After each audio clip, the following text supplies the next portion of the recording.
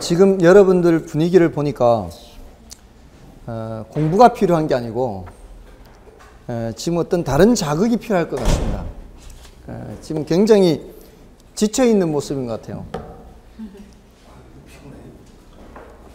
그렇습니까? 지금 퇴근하시고 바로 이렇게 오시는 거죠. 그래도 7시까지 오신다는 건 굉장히 일찍 퇴근하시는 것 같습니다.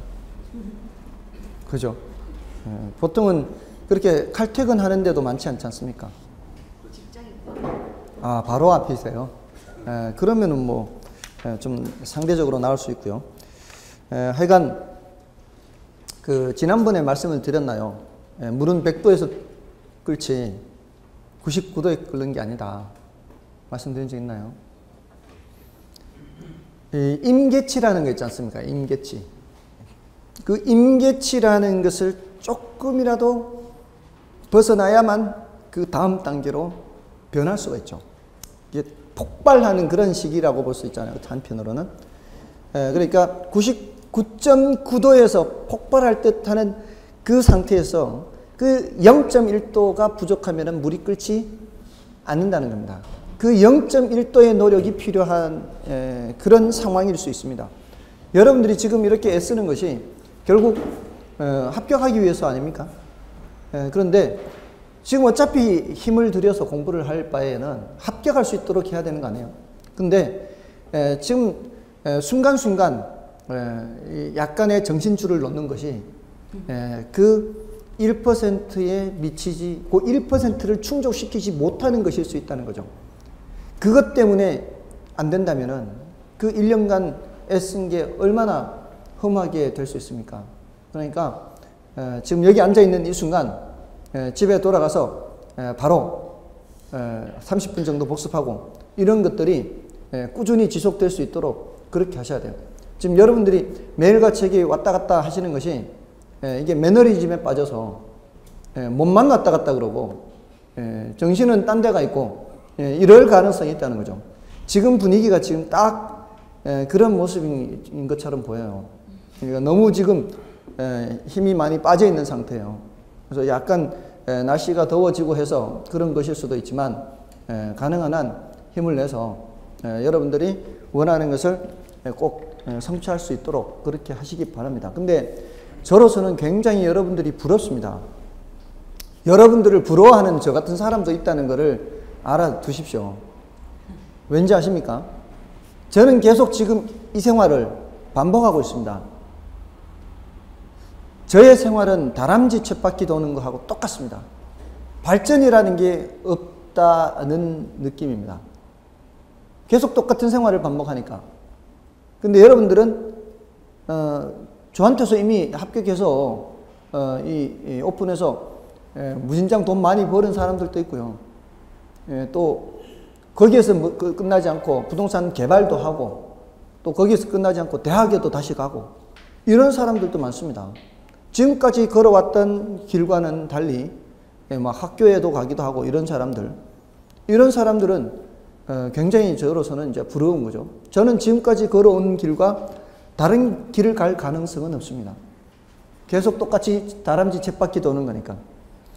일주일에 월요일 아침에 집에서 나오면 계속 수업하고 집에 가면 토요일이고 또 나오면 월요일이고 집에 가면 토요일이고 나오면 월초고 들어가면 월말이고 이런 식으로 똑같은 생활이 반복되고 있어요. 이게 또 1년입니다. 또 1년이 또 똑같은 생활이 반복돼요. 이런 와중에 계속 자료 만들어서 보내야 되고 문제 만들어야 되고 모의고사 문제 보내달라면 보내주고 요약집 만들어 원고 보내달라면 보내줘야 되고 원고 편집 끝나면은 교정 봐야 되고 교정 본 거 보내주고 다음 문제집 원고 만들어서 보내줘야 되고 또 교정 보고 보내줘야 돼요. 이런 생활이 1년이 쉼없이 계속 반복되는 겁니다. 그런 입장에서는 여러분들이 굉장히 부러우니까 물론 제가 마음만 먹으면은 또 여러분처럼 이렇게 앉아 있을 수도 있겠죠. 이 자리에. 근데 그러려면은 제가 쌓아놓은 돈이 좀 있어야 되겠죠. 그러니까 먹고 사는 게 충분하다면 또 그럴 수도 있죠. 그러니까 한편으로 보면은 여러분들이 지금 여기 오신 것이 아, 쌓아놓은 게 충분하구나. 이런 느낌도 든다 이거죠. 그러지 않습니까?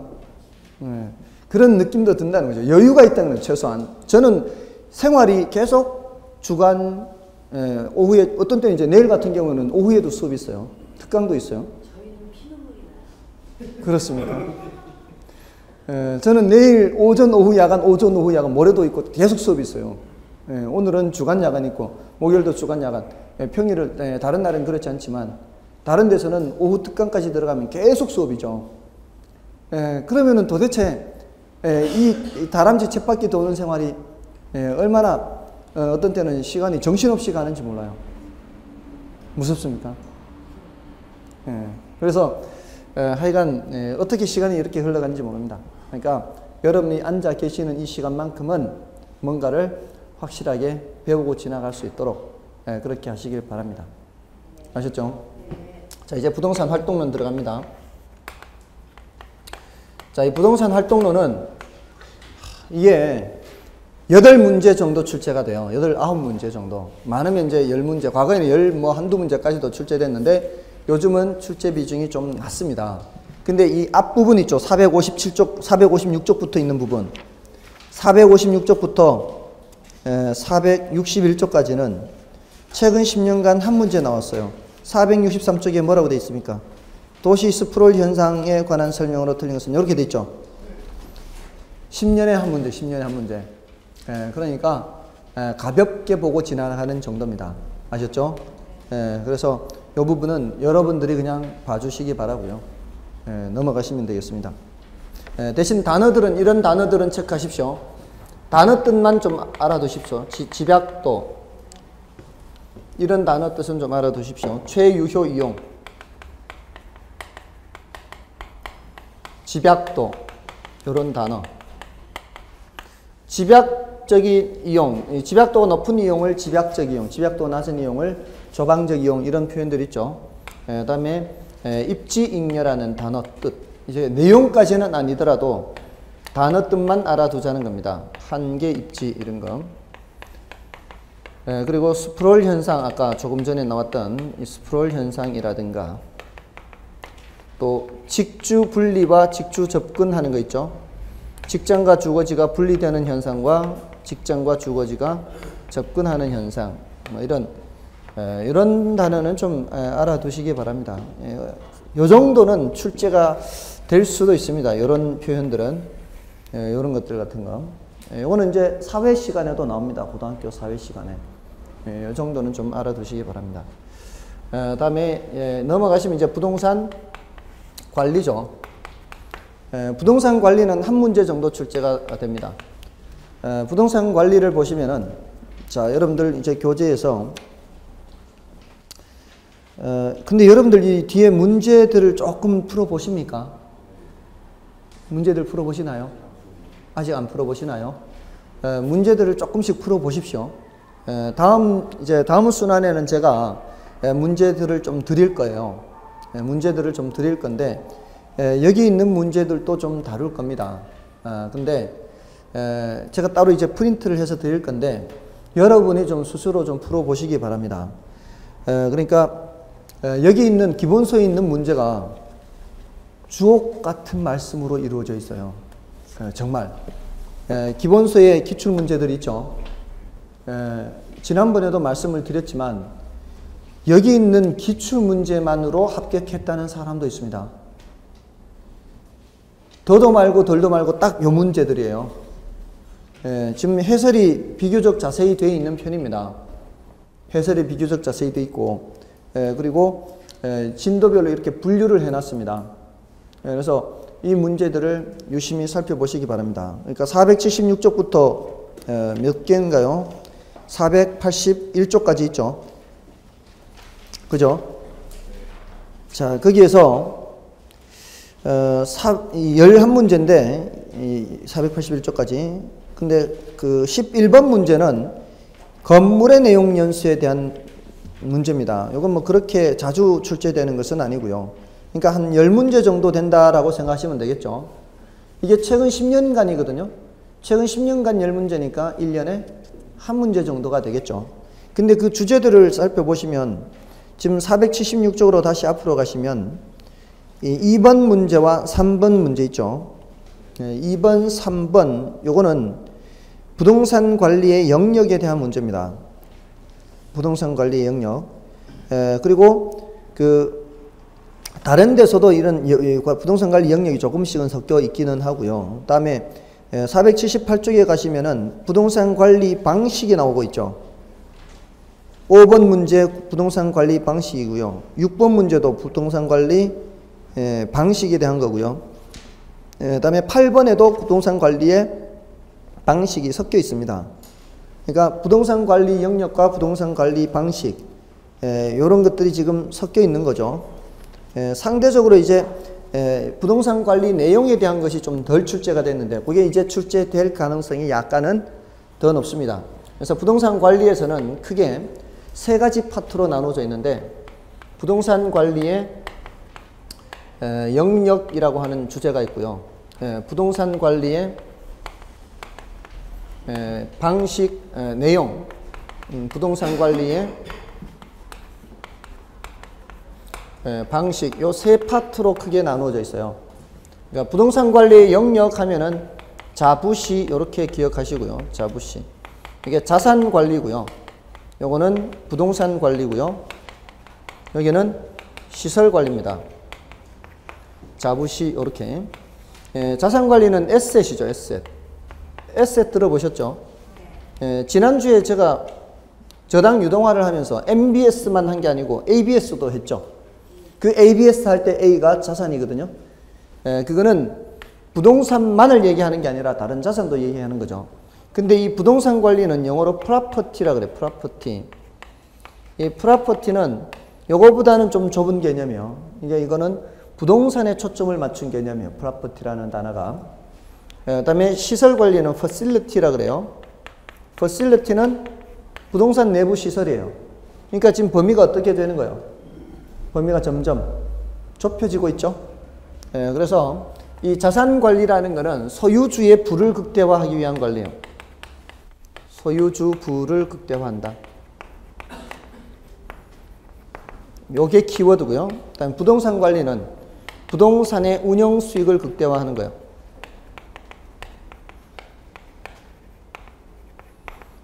시설 관리는 시설 운영 유지 관리죠.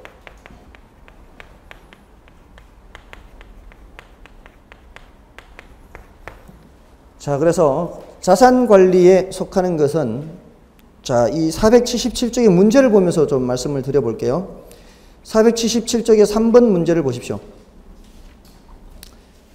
477쪽의 3번 문제를 보시면 포트폴리오 관리, 투자 리스크 관리. 자, 이게 시설 관리겠습니까? 이 자부시에 포함시킨다면은 시설 관리하고는 거리가 멀죠. 그죠? 또 매입 매각까지 고려하고 있어요. 매입 매각. 매입 매각을 고려하는 것은 부동산의 운영과는 거리가 멀죠. 운영은 보유하고 있는 상태에서 하는 거지. 이걸 아예 매입 매각 같은 것까지 하는 것은 부동산 관리를 벗어나는 겁니다. 요거는 자산 관리에 속한다 이 말입니다. 그래서 그 1번의 자산 관리 요게 정답인데 2번 지문에 재산 관리라고 하고 있고 괄호 속에 뭐라고 하고 있어요? 프로퍼티라고 돼 있죠. 자, 요게 이제 번역이 말입니다. 지금 여기는 뭐라고 돼 있어요? 재산 관리라고 돼 있죠. 근데 그 왼쪽 페이지 문제를 보십시오. 왼쪽 페이지 문제를 보시면은 2번 문제에 건물 및 임대차 관리하고 괄호 속에 뭐라고 돼 있어요? 프로퍼티 매니지먼트라고 돼 있죠. 찾으셨나요? 괄호 속에 똑같은 프로퍼티 매니지먼트라고 돼 있는데 어디는 건물 및 임대차 관리라고 돼 있고요. 어디는 재산 관리라고 돼 있죠. 제가 봤을 때는 재산 관리란 번역이 조금 미스한 거, 잘못한 거예요. 건물이나 이런 부동산에 초점을 맞춘 개념이 이 프로퍼티라는 개념이 영어 단어에. 우리가 재산이라고 할 때는 부동산만 있나요? 재산이? 재산이 부동산만 있는 게 아니잖아요. 동산도 있고 다른 게 다양하잖아요. 그래서 그 번역이 조금은 문제가 있어요. 제가 봤을 때는. 이렇게 번역을 하거나 차라리 2번 문제에 있는 것처럼 건물 및 임대차 관리 이렇게 번역하는 것이 차라리 낫다는 겁니다. 그래서 이런 경우에 요거 가지고 개념을 잡아야 더 적당합니다. 프라퍼티라는 단어. 아셨죠? 프라퍼티는 부동산에 초점을 맞춘 개념이에요. 영어 단어에서. 그리고 나머지는 뭐, 됐죠? 나머지는 뭐 별 관련이 없는 것들이에요. 그래서 요, 세 가지를 좀 구별을 해 주시면 되고요. 그 다음에 이제 부동산 관리의 내용 하면은, 부동산 관리 내용. 여기서는 법경기, 요렇게 하는 거예요. 법경기. 요게 이제 최근 몇 년간 많이 질문을 안 했어요. 지금 최근에. 법적 관리, 요거는 경제적 관리, 요거는 기술적 관리, 요렇게 돼요. 이 법적 관리 하면은 주로 권리라는 표현이 나옵니다. 권리 분석, 권리 관계를 조정한다. 그리고 계약, 예약, 요런 표현이 나옵니다. 계약, 예약. 자, 근데 경제적 관리 하면은 돈 들어오고 나가는 거죠. 수지 관리라 그래요. 수지. 돈이 들어오는 거 수, 나가는 거지 수지 관리. 또는 이제 회계 관리라고도 할 수 있겠죠. 다만 여기 이제 인력 관리라는 게 여기에 포함된다는 거 주의하시면 돼요. 인력 관리. 그다음에 기술적 관리 하면은 위생 관리 같은 거, 설비, 보안, 보전, 이런 것들. 이런 것들이 부동산 관리의 내용에 해당하는 겁니다. 그래서 지금 우리 교재에서는 그 1번 문제에서 보시면은 그 동그라미 2번에 이렇게 나오고 있어요. 동그라미 2번. 거기에 나와 있는 게 이제 기술, 경영, 법, 제도 등의 측면에 있어서 물리적 설비뿐만 아니라 경영 및 법률을 포함하는 복합적인 접근이 필요하다. 이렇게 돼 있죠. 이게 바로 뭐예요? 법경기 이 세 가지를 얘기하는 거예요. 자, 이거 외에는 이런 법경기에 대해서 많이 안 물었어요. 그래서 지금 다른 지문들을 보더라도요. 법적 관리는 그렇게 많이 안 물었어요. 물론 뒤에 가면 있기는 해요. 6번에 가보세요. 6번에 가도 1번 지문에 그렇게 묻고 있죠. 복합적으로, 복합 개념이다. 이렇게 법경기. 6번에 1번 찾으셨나요? 그런 것들. 또 8번 문제 가보세요. 8번 문제의 2번 지문. 건물과 부지의 부적응을 개선시키는 것. 자, 일단 건물과 땅 이런 얘기가 나오면 이건 물리적인 측면이에요, 경제적인 측면이에요, 법적인 측면이에요. 이게 건물과 부지 이렇게 나오면 이건 뭐예요? 기술적인 측면입니다. 기술적인 측면. 물리적인 측면이에요. 이런 거 외에는 지금 최근에 법적 개념에 대해서 별로 얘기를 한 게 없습니다. 아시겠어요? 그래서 원래는 좀 법적 부동산 관리 내용, 요거 법적인 관리뿐만이 아니라 법, 경제, 기술, 부동산 관리 내용을 조금 더 주의를 하시면 되겠습니다. 최근에 좀 잠잠했다 이 말입니다. 계속 최근에 뭐에 대해서 물었어요? 요놈하고 제일 많이 물은 게 부동산 관리의 방식이에요. 방식. 이게 제일 많이 물었어요. 그러니까 이건 제일 많이 물었으니까 좀 주의를 해둘 필요가 있고요. 그 다음에 요거는 좀 최근에 잠잠했으니까 받을 필요가 있습니다. 부동산 관리의 방식은 이거는 자위혼이에요. 자위혼. 자가관리, 위탁관리, 혼합관리 이렇게 자위혼. 이 장단점이 있죠. 장단점. 이 장단점을 비교해서 정리를 해 두셔야 됩니다. 이렇게. 그리고 혼합관리는 혼합관리만의 장점, 혼합관리만의 단점 이런 것들을 좀 정리를 해 두시고요. 혼합관리만의 장점이라면은 과도기에 적합하다. 이게 큰 장점이에요. 과도기라는 게 어디서 어디로 넘어가는 과도기를 말하는 건가요? 자가관리에서 위탁관리로 넘어가는 과도기를 말합니다. 이때 바로 이 혼합관리가 적당하다. 이렇게 얘기를 할 수 있고요. 그 다음에 혼합관리만의 단점이라고 한다면은 책임 소재가 불분명하다는 게 있습니다. 함께 관리를 하고 있죠. 함께 관리를 하는데 기술적 관리는 요거는 위탁 관리하고요. 법적인 관리나 경제적인 관리는 자가 관리하고요. 이런 식으로 해서 혼합을 많이 합니다. 그리고 이제 많이 묻는 것이 그 지휘 통제력이 가장 높은 방식이 뭐겠습니까? 자가관리겠죠. 그러면 이 단점이 이쪽으로 가는 거고요. 내부 사정이 외부로 유출될 가능성이 많은 단점이 있는 거는 위탁이겠죠. 그러면 자가관리하면은 기밀 유지가 잘 된다 이렇게 거꾸로 볼 수가 있는 거고요. 자가관리를 할 경우에 단점 중에 전문적인 관리인가요? 전문적인 관리가 아닌가요? 이게 전문적인 관리가 아니라는 단점이 있죠. 여러분들이 갖고 있는 부동산을 여러분들이 직접 관리한다 이렇게 생각해 보세요. 거기 내부 시설 같은 것들도 있고 할 텐데 이런 것들을 자기가 잘 모르는 그런 부분들이 있단 말이에요. 그러면은 그런 부분에 대해서는 오히려 비용이 더 많이 발생할 수가 있습니다. 되셨나요? 그래서 이런 것들을 자 문제를 좀 볼게요. 자 문제를 좀 보시면은 몇 번을 보시는가 하면은 478쪽을 보십시오. 478쪽에 부동산과 6번 문제입니다. 6번 문제. 아까 1번 지문은 됐고요. 2번 지문 보십시오. 직접 관리 방식은 관리 업무의 타성을 방지한다. 직접 관리 방식이 타성을 방지한다. 이게 뭐예요? 타성에 빠질 수가 있죠. 그래서 2번이 틀렸죠. 물론 인건비 절감 효과는 있을 수 있죠. 인건비 절감 효과는 있을 수 있습니다. 근데 그게 그렇게 좋은 것도 아니죠. 어떻게 해서 좋은 것이 아닐 수 있을까요? 자기가 직접 하면은 인건비가 좀 절감은 될 수 있어요. 자기가 직접 하니까 일꾼을 덜 써도 되죠. 대신 어떤 단점이 있을까요? 그렇죠.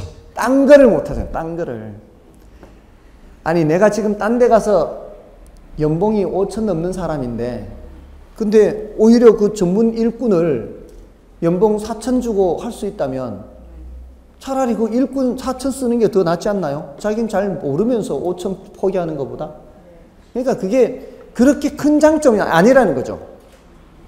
인건비를 절감할 수 있다는 게 그렇게 큰 장점은 아니에요. 그 반대 이면을 생각한다면은 오히려 자기의 본업을 못한다는 걸 생각한다면은 큰 장점은 아닙니다. 그래서 콤마 뒷부분이 맞기는 맞고요. 큰 장점은 아니다 이렇게 생각하면 되고요. 앞부분 때문에 틀렸습니다. 다음에 간접관리 방식 나오죠. 간접관리 방식은 관리 업무의 전문성과 합리성을 제고할 수 있는 반면 전문적인 관리 맞죠? 네. 다음에 기밀 유지에 있어서 직접 관리보다 불리하죠. 예, 그렇습니다. 다음에 혼합은 같이 하는 거죠. 4번 지문에. 혼합관리 방식은 직접 관리와 간접 관리를 병용하여 관리하는 방식으로 관리 업무의 전부를 위탁하지 않고 필요한 부분만을 위탁하는 방식이다. 그죠? 주로 이제 요 기술적 관리를 많이 위탁을 합니다. 다음에 5번의 혼합관리 방식은 관리 업무에 대한 강한 지도력을 확보할 수 있고 위탁 관리의 편의 또한 이용할 수 있다. 이게 모두의 장점이 이게 모두의 장점을 얻을 수가 있는 거죠. 자기가 직접 하는 부분과 위탁하는 부분이 동시에 있어서 강한 지도력을 확보할 수도 있고 관리의 편의 또한 이용할 수 있고요. 그래서 정답이 2번 지문이고요. 자, 이렇게 그렇게 어렵진 않죠. 그래서 요거는 요 10문제 정도를 풀어보기만 하더라도요. 요 내용이 어느 정도 이제 파악이 될 겁니다. 거기에다가 이제 조금 추가할 거라면 자, 이제 다시 앞으로 가보세요. 자, 앞으로 가시면은 지금 내용들이 465쪽에 있는 게 부동산 관리 영역이고요. 그 다음에 466쪽에 있는 게 부동산 관리 내용입니다. 법경기에 해당하는 거. 요거 원래 좀 주의를 하시라고요. 요거 원래 좀 주의를 하시고요. 다음에 넘어가시면은 그 468쪽에 참고 박스에 유지활동이라는 박스가 있죠. 대상 부동산의 유지활동 찾으셨나요? 468쪽에 대상 부동산의 유지활동. 그 유지활동은 요거는 기술적 관리에 해당하는 겁니다. 유지활동은 기술적 관리에 해당하는 거예요. 자, 거기에 일상적 유지와 대응적 유지와 예방적 유지가 있죠. 그 일상적 유지를 정기적 유지라고도 합니다. 정기적 유지. 왜 여러분들 왜 그 관리사무소 같은 데 가보면 또는 뭐 화장실 같은 데도 있을 거예요. 점검표 해가지고 이렇게 매일같이 이렇게 점검하는 거, 일주일에 한 번 점검하는 거 이런 거 있죠. 그런 게 이제 일상적 유지 활동이고요. 대응적 유지 활동은 갑자기 무슨 사고가 났을 때, 예를 들어서 뭐 엘리베이터가 서버렸다. 그럼 어떻게 해요? 엘리베이터 서버렸으면 빨리 가서 사람 꺼내줘야 되죠. 이런 게 뭐예요? 대응적 유지죠. 사고가 났을 때 거기에 하는 거. 또는 뭐 아파트 같은 경우에 뭐 수도관이 터졌다. 이런 경우 전부 다 대응적이죠. 근데 예방적은 뭐예요? 미리 예방하는 거죠. 가장 중요한 게 예방적 유지입니다. 다음에 그 밑에 이제 제4절에 부동산 관리 방식, 자가 관리, 위탁 관리, 혼합 관리. 자, 이게 이제 장단점을 그렇게 좀 비교해서 읽어봐 주시면 되고요. 이거 외에는 지금 넘어가시면 470쪽, 471쪽에 임차인 선정 기준 및 임대료 산정 방법 하고요. 임대료 결정 방법, 이게 다거든요. 그러니까 부동산 관리에서는 할 내용이 그렇게 많지가 않는 거죠. 그래서 그 지금 470쪽과 471쪽 내용은 간혹 가다가 좀 출제되는 그런 주제들이에요. 그래서 요거는 키워드 위주로 기억하세요. 그 괄호 1번의 주거용 부동산은 그 유대성을 체크해 놓으시고요. 주거용 부동산은 유대성. 그다음에 상업용 부동산 또는 매장용 부동산은 첫 번째 줄에 가능 매상고를 체크해 두시고요. 키워드. 그다음에 사무용 공업용 부동산은 적합성이라는 단어 있죠. 그 적합성을 체크하시고요. 이 적합성은 그 부동산 활동하고요. 그 부동산하고 적합하냐 하는 겁니다. 부동산 활동과 부동산하고 적합하지 않으면은 이 짝이 맞지 않으면 안 된다는 얘기예요. 특히 공업용 부동산에서 이런 얘기하는데, 여러분들 공업용 부동산의 경우는요, 이게 그 공급 처리 시설들이 있어요. 그 뭐 에어 컴프레서 같은 거 있잖아요. 에어 컴프레서 들어보셨어요? 네. 에어 컴프레서가 공업용의 경우에는 반드시 필요하거든요. 그래서 어떤 그 아파트형 공장에는 이 에어 컴프레서가 아예 세팅이 되어 있어요. 건물에 세팅이 되어 있어서 입주하는 임차인들이 거기에 대해서 공동으로 비용을 부담을 해요. 그러니까 왜 우리 아파트에도 왜 뭐 있잖아요. 고지서에 공동전기료 이런 거 있잖아요. 그 저기 엘리베이터 같은 거 공동전기료 부담하잖아요. 그런 것처럼 이게 에어 컴프레서 같은 거를 이렇게 부담하거든요. 근데 이제 거기에 맞지 않는 임차인이 들어왔어요. 그 용량이 안 맞는 임차인이 들어왔습니다. 만약에. 그러면 그 사람은 에어 컴프레서를 자기 것만 따로 설비를 해야 될 거 아니에요. 그러면은 그 건물에 있는 에어 컴프레서 시설은 이용하지 않을 거 아니에요. 맞나요? 여러분이 그 입장이라고 생각해 보세요. 여러분이 에어 컴프레서를 별도로 설비해서 그걸 이용하는 임차인이에요. 근데 건물의 아파트형 공장입니다. 그 아파트형 공장에 공동 비용 해가지고 에어 컴프레서 비용이 여러분한테 날아왔다고 생각하면 어떻게 되겠어요? 기분 나쁘죠? 일단 안 썼는데 나한테 부과되니까. 그런 경우에는 이제 분쟁이 생길 수 있는 겁니다. 그러니까 그런 경우에는 어디서 문제가 잘못된 거예요? 처음서부터 그 사람은 계약하면 안 됐던 거지. 그 사람이 활동하는 활동하고 그 건물하고는 안 맞다 이 말이에요. 그게 적합하지 않다 이 말이에요. 그런 의미예요. 그런 의미. 아시겠죠? 그래서 공업용은 무슨 성? 적합성. 그 다음에 매장용은 가능 매상고. 그 다음에 주거용은 유대성. 그 다음에 임대료 결정 방법에서는 총임대차에서는 주로 주거용 부동산에 적용되고요. 총임대료를 집주인한테 내면은 집주인은 그거 받아가지고 비용 지출해, 비용 지출. 근데 순임대차는 건물주한테 순임대료만 지불하는 겁니다. 비용 지출에 대한 의사결정을 누가 하는 거예요? 임차인과 임대인의 사전 협상에 따라 지불하는 겁니다. 그래서 그런 임대차를 순임대차는데 다시 1, 2, 3차 나누기는 해요. 근데 이렇게 나누는 거는 중요도가 낮습니다. 나누는 건 중요도가 낮고요. 보통 순임대차 할 때는 이거는 이제 공업용 부동산의 경우에 적용이 되고요. 공업용 부동산의 경우 3차 순임대차가 일반적이라 그래요. 이게 뭔 소린가 하면은 순임대차가 있고요. 여기에다가 이제 순임대료를 생각해요. 순임대료. 여기에다가 필요 경비를 더하면은 뭐가 되는 거예요? 이게 총 임대료가 되는 거예요. 감이 오세요? 근데 자, 여기 필요 경비 항목이 1번 항목, 2번 항목 여러 가지 필요 경비 항목이 있을 거 아니에요. 예? 요렇게 해서 임대인한테 지불하면은 1차 순임대차고요. 여기까지 임대료로 지불하면은 2차 순임대차고요. 이런 식으로 가면은 전부 다 지불하면 뭐고요? 아, 한 개 더 있어야 되네. 3, 4 이렇게. 여기까지 하면은 3차 순임대차가 되는 거고요. 이렇게 임대인한테 주면은 3차 순임대차. 모두 다 주면은 뭐가 되는 거고요? 총임대차가 되는 총임대차. 그러니까 이쪽에서 이쪽으로 가면 갈수록 어디에 가까워지는 거예요? 총임대차에 가까워지는 거예요. 그러니까 이 임대인한테 주는 게 항목이 점점 더 많아지는 거죠. 임대인한테 주는 게.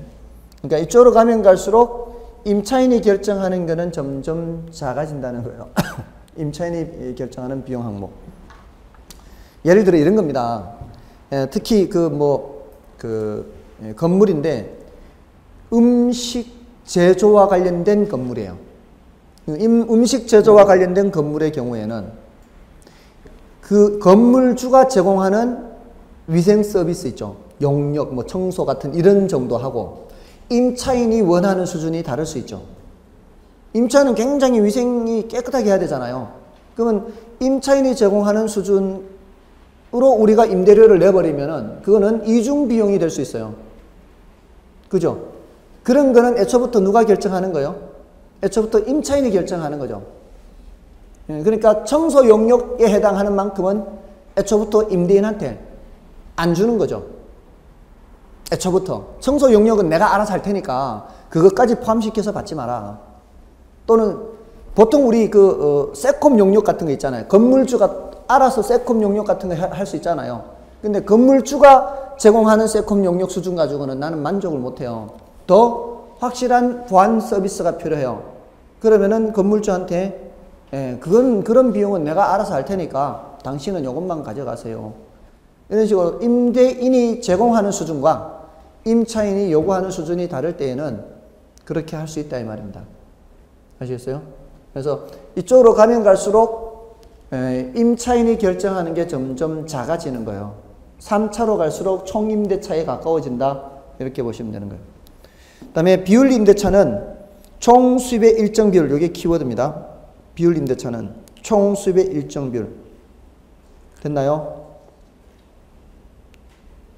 총수입 중에서 일정 비율, 이게 키워드라고요. 키워드 체크해놓고 그런 걸 위주로 기억하시라고요. 근데 이렇게 하는 것도 비율임대차에 포함시킵니다. 자, 어느 달에 총 매상이 3천만 원이 나왔어요. 자, 근데 이 비율임대차 계약 조건이 기본 임대료가 400에 매상이 2천만 원 초과될 때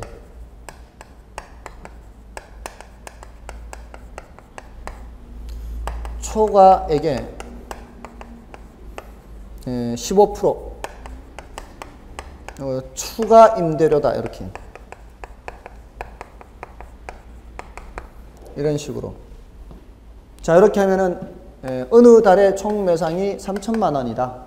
그러면은 기본 얼마에다가 기본 400만 원에다가 추가 임대료 얼마를 책정을 해야 돼요? 초과되는 거, 초과시죠. 초과액이 15%니까 초과액이 얼마예요? 1,000만 원 초과됐죠.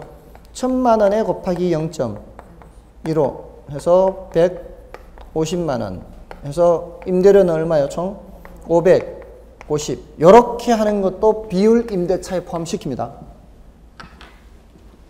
아시겠어요? 자, 여러분들이 어떤 가게를 오픈했어요. 가게를 오픈했는데 매상이 2천만 원 될 때까지는 고정 임대료 얼마 줘야 되고요? 400 줘야 돼요. 매상 2천 될 때까지는. 그러니까 그때까지는 매상이 1,500 되든 1,600 되든 1,700 되든 얼마 임대료 줘야 된다고요? 400 줘야 된다고요. 2,000 될 때까지는. 근데 2,000을 넘어서는 초과액에 대해서 15%를 추가로 더 임대료를 내야 된다고요. 저런 경우에는 1,000만 원 초과됐잖아요. 그러니까 기본 400만 원에다가 150만 원을 더 내야 된다고요. 됐어요? 저렇게 하는 것도 비율 임대차에 포함시킨다고요. 근데 여기에 문구상으로는 어떻게 되어 있다고요?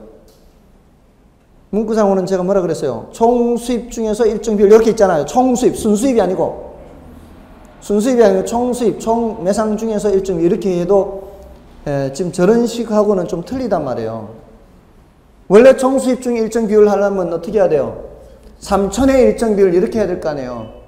근데 그걸 이렇게 얘기를 하더라도 이런 비율 임대차의 일종으로 취급을 한다 이 말입니다. 됐죠? 다음에 넘어가시고요. 472쪽에 가시면은 건물의 생애주기죠. 여기서는 건물의 생애주기에서는 뭐 중요도가 좀 낮다 그랬죠 아까. 거기에서는 안정단계와 노후단계 이 두 단계 정도만 좀 더 주의를 해서 보십시오. 안정단계와 노후단계. 가장 긴 단계이기도 하고요. 안정단계가. 주로 임대료 수입이 발생한다면은 이 안정단계에 주로 발생합니다. 그리고 조심해야 되는 것은 디귿입니다. 안정단계의 디귿. 대수선 또는 자본적 지출 등을 하여야 하는 경우에는 안정단계에서 하는 것이 효과적이라는 겁니다. 노후단계에서 그런 자본적 지출을 하게 되면은 문제를 더욱 악화시킬 수도 있다는 겁니다. 그래서 동그라미 4번 노후단계에서 니은에 나와 있습니다. 빌딩의 기능 개선 등을 목적으로 한 대수선은 문제를 더욱 악화시킬 수 있습니다. 그렇게 해서 3번과 4번을 좀 비교해 주시면 되겠습니다. 자, 이런 정도로 해 주시고요. 다음에 이제 부동산 개발 활동 있죠. 요거는 좀 쉬고 말씀을 드리겠습니다.